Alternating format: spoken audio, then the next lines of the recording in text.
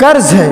دیکھیے ہمارے یہاں یہ بڑا اہم معاملہ ہے کہ لوگ قرض لیتے جاتے ہیں اس کو پہلی بات لکھتے ہی نہیں،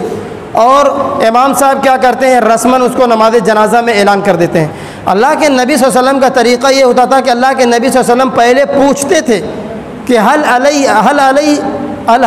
دین، کیا اس کے اوپر قرض ہے؟ اگر کہا جاتا کہ ہاں اس کے اوپر قرض ہے تو اللہ کے نبی صلی اللہ علیہ وسلم پھر سوال کرتے کہ کیا اس نے اتنا مال چھوڑا ہے کہ جس سے اس کا قرضہ ادا ہو جائے؟ اگر یہ کہا جاتا کہ نہیں اتنا مال نہیں ہے تو اللہ کے نبی صلی اللہ علیہ وسلم ایسے آدمی کی نماز جنازہ نہیں پڑھاتے تھے، ایسے قرض دار کی نماز جنازہ نہیں پڑھاتے تھے۔ بلکہ ایک بہت مشہور روایت ہے، حضرت قتادہ رضی اللہ تعالیٰ عنہ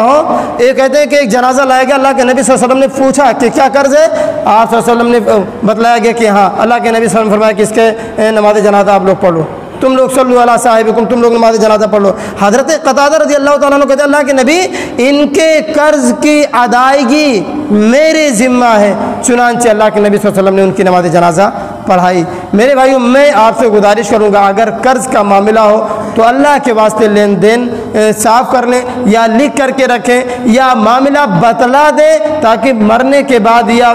احسان کرتے ہوئے نہ پھریں کہ وہ تو مر گیا، میرا اتنا قرضہ تھا، میرا اتنا قرضہ تھا۔ دوسری بات یہ ہے کہ اگرچہ میت کے پاس اتنا مال نہ ہو قرض ادا کرنے کی اور کوئی ذمہ داری نہیں لے رہا ہے، تو وقت کے جو ذمہ دار ہیں،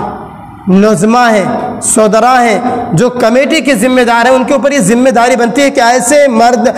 مردے اور میت کے قرض کو وہ ادا کریں، کیونکہ اللہ کے نبی صلی اللہ علیہ وسلم کی صحیح حدیث ہے کہ جب فتوحات کی برکت ہوئی، مال غنیمت کا سلسلہ شروع ہوا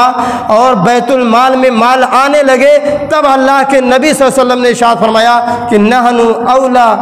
بالمؤمنین، مومنوں کے تعلق سے ہم زیادہ حقدار ہیں۔ ابھی سال میں کوئی مرے گا، اس کے اوپر قرض رہے گا تو اللہ کے نبی صلی اللہ علیہ وسلم اس کا قرض بیت المال کے ذریعہ سے ادا کر دیتے تھے، بیت المال کے ذریعہ سے اس کا ادا کر دیا جاتا تھا، اور میت کا ترکہ جو اس کے وارثین کے حق میں چلا جاتا تھا۔